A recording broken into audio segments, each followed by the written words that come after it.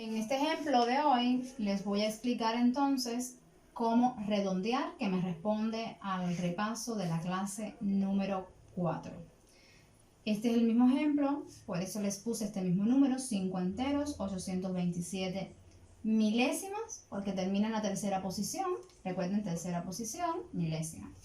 Entonces, me piden redondear ese número a la posición de las centésimas. Lo primero que hago entonces es centrarme o ubicarme en la posición de las centésimas. En esa posición tengo al 2. Recuerden que es que me piden redondear al orden de las centésimas. Por eso es que me ubico en el orden o en la posición decimal que me responde a las centésimas. Tengo al 2 en este ejemplo. Pregunto, ¿qué número hay después del 2? En la posición de las milésimas tengo al 7. Y ese 7, ¿cómo es con respecto al 5? 7 es mayor que 5. Por lo tanto, si el número que tengo después de la posición a la que voy a redondear mi número es mayor que 5 o igual a 5, mayor o igual a 5, debo sumar 1. Sumo 1 si el número es mayor que 5 o igual a 5. En este caso es 7, mayor que 5.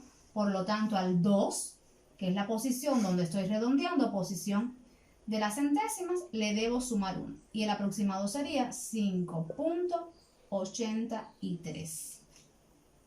¿Qué sucede en el ejemplo número 2? Que tengo a 5.827 y lo tengo que redondear a la posición de la décima. Entonces me ubico en la posición decimal primera, que es la décima. Aquí tengo al 8. En la primera posición decimal tengo al 8. ¿Qué sucede? ¿Quién le sigue después? Es la pregunta que hago. Es el 2. ¿Y cómo es el 2 con respecto al 5? 2 es menor que 5. Y si el número que tengo después de la posición en la que estoy redondeando es menor que 5, no se altera. Todo se mantiene igual. Por lo tanto, el aproximado de este número es 5.8. Y lo dejo hasta la décima porque me piden redondear a la posición decimal décima. Que lo redondee a la décima. Por eso se me queda en la primera posición decimal, que es la décima. Y no pongo el resto de los números. Se eliminan, no se mantienen. ¿De acuerdo? Por eso no los pongo. Eso mismo sucede aquí. Lo que hay después del valor al que estoy redondeando, lo elimino, no lo pongo. Y llego hasta la posición, el número que voy a obtener, llega a la posición a la que me piden redondear. Ahora les voy a poner un ejemplo que no está en la clase de cómo redondear a la parte entera. Y lo voy a hacer con el ejemplo 129 enteros, 563 milésimos. En este ejemplo, cuando tengo que redondear a la parte entera, me ubico. Esta es mi parte entera, la que está a la izquierda del punto decimal. Aquí tengo el punto decimal. A la izquierda tengo el 129. Todo esto es la parte entera. Y ahora voy a redondear a la parte entera. Vamos a ver qué sucede. El primer valor que tengo cuando me ubico en las unidades de la parte entera, el primer valor que tengo después del punto decimal es el 5, que está en la posición de las décimas. Ese es el número que voy a comparar con 5. Pregunto, 5, ¿cómo es con respecto a 5? Es igual. Y cuando el número que viene después de la posición a la que estoy redondeando es igual a 5 o mayor que 5, debo sumarle 1 a esa posición a la que estoy redondeando.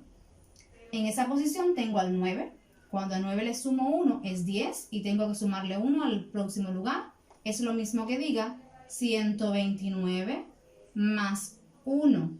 Y 129 más 1 es 130. 9 más 1 es 10. Pongo el 0 y adiciono 1 al próximo lugar. 2 más 1 es 3 y 1 más 0 es 1. 130.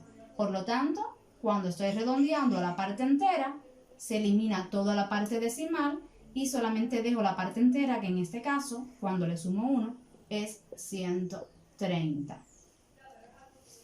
¿Qué sucedería entonces con otro ejemplo donde el número que tengo después del punto decimal sea menor que 5? Vamos a verlo acá rapidito. Con ese mismo número, 129 enteros, punto 456. En este ejemplo igual vamos a redondear a la parte entera. La unidad es 9 de la parte entera. Y después del punto decimal, la primera posición decimal que tengo es el décimo, es el 4. Pregunto, ¿cómo tú eres? 4 con respecto al 5, eres menor.